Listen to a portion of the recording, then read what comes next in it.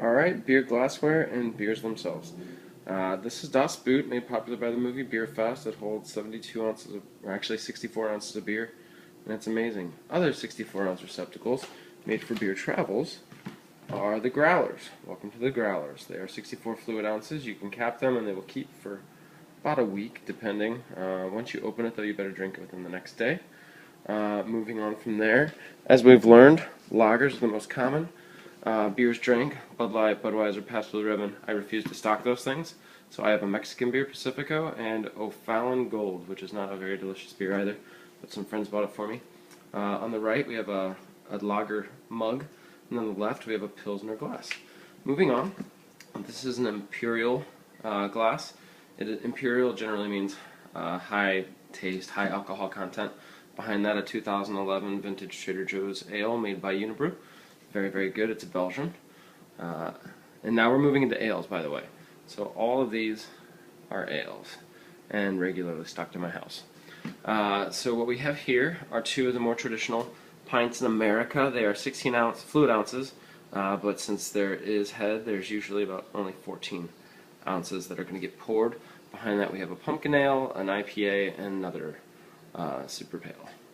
And then this next glass is called a tulip glass. I like to use this for high floral, high hop content beers, and so does the rest of the world in high culture beer drinking. Behind that we have my new go-to, the Revolution Anti-Hero. It's in a can, but it's still delicious. Outlaw by Two Brothers, also an IPA, and then a flavored ale, which is a peach wheat by O'Fallon Brewery, my hometown. Next two glasses we have, well actually we'll just concentrate on this one. This is just a specialty glass made by Dogfish Head. Very, very interesting glass. Very great brewery. I have two of their beers currently. I got the Dogfish Head 90 Minute and the Dogfish Head Pumpkin. Pumpkin is rated the #1 pumpkin in America. O'Fallon Pumpkin's in the top 5, which is to the right. And then an O'Fallon Smoked Porter, which we found out is a cousin to the Stout. Initially these were called Stout Porters. But this is the Stout. We have Guinness, we have a Mole Stout, which is a spicy stout. All of these are ales, once again. Old Rasputin, which is an Imperial Stout. It's almost 10% alcohol content. And then Guinness Black Lager, which is absolute dog shit. And in that, or with those, we serve them in a stout glass. Stout glasses can look like a lot of different things. This is what a lot of people think of when they think of stout, but that's for a stout such as Guinness, which is very low in alcohol. And this is called an Imperial pint, or a European pint. It is actually 20 ounces, but they factor in the head that will form, so it'll be about 16 ounces. They actually get all their alcohol. Next, we are going to be learning about the kegerator. Every beer lover should have one, build one, just have beer at all time on tap.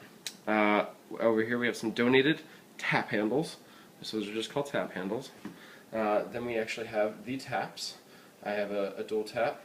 This is the drain collector, or the drain, whatever you want to call it, overflow.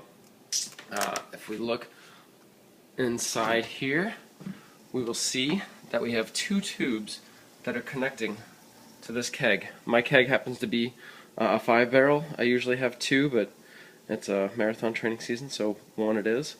The clear tube, where you see the beer, is just the beer tube. It's kept refrigerated in here, and the blue tube is for the carbonation. It goes outside of the fridge and attaches to my CO2 tank that is regulated at about 12 psi.